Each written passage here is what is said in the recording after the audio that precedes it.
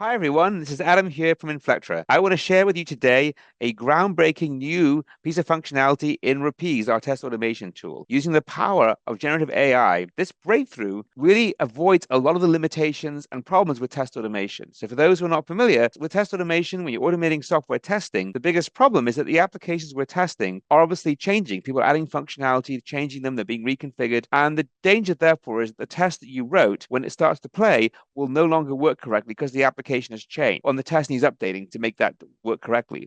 And therefore, instead of saving time, test automation can actually often take longer than it should do. And as a result, you spend a week automating a test to save hours, and then you have to rewrite it a week later. So instead of getting a return on investment, you end up getting a negative return on investment. And that's the big Achilles heel of test automation, the maintenance. Now, with the power of generative AI, particularly the latest large action models, this new breakthrough we have in our Rapise product finally deals with that issue and sorts it out once and for all. So I'm going to show you live how you can have test automation without the maintenance hassles using the power of AI. Let's go see.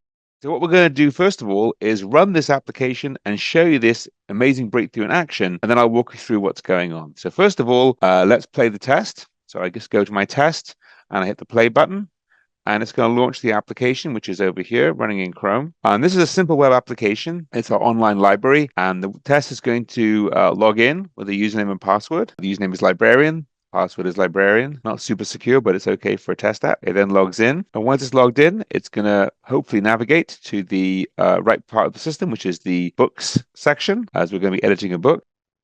Once we get to the list, it's then going to want to edit the fourth book, Jane Eyre, which we see in the list. Clicks on the link. It's then going to make a change. So we've asked it to change the book to detective fiction, not classic fiction. So it's going to use the drop-down menu. It's going to change it to detective fiction, which you can see right there in the list. And then it's going to hit the save button. Now it's saved. Fantastic. And it logs out. Test is passed.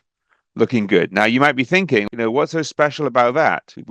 That's automated testing. We do this all the time, right? But there's something slightly different about this. If you go into the test, which is right here, you'll notice there's no test script. I just tell it, log in as librarian, and change the genre of the book Jane Eyre to detective fiction. This is what I would tell a human being, an exploratory tester, maybe a manual tester. I would say, do these things. Now, I don't say, click on the login button. I don't say, click on the books menu item. That's not here. And you're thinking, well, so how is this doing it? Is it turning this into script behind the scenes? Have I learned these objects ahead of time? So we had some AI functionality in our current version of the product where effectively it does that. You can write natural language and it turns this behind the scenes into effectively Selenium script implicitly. But this is not doing that. This is actually using a robot feature, and it's actually looking at the page graphically, and it's moving the mouse to specific coordinates and acting on it. But it's also doing more than that. It's actually interpreting what's on the page. It's actually looking at that page. If I go back to the thing for a second, I didn't say click on books or authors. It interpreted the books was the right place to go to edit a book. I actually ran this in an early recording of this, and I had forgotten to change the Jane Eyre book back from detective fiction to something else. And when it ran through the test, it actually didn't even click on the edit button. It just reported back and said, it's already detective fiction. I don't need to do anything. So it actually was intelligent enough to even interpret the results on the page before doing an action, saying, well, that doesn't make any sense. The test actually doesn't make sense because it already is in that genre. So if this is actually the system interpreting the instructions and then performing a test dynamically on the application. So if I change my navigation completely, so it's instead of being a navigation bar with books and authors, maybe it's a hamburger menu where it's dropping it down, maybe it's buttons, whatever it is, it's still going to do that. I didn't say click on the edit button. I just said edit the book.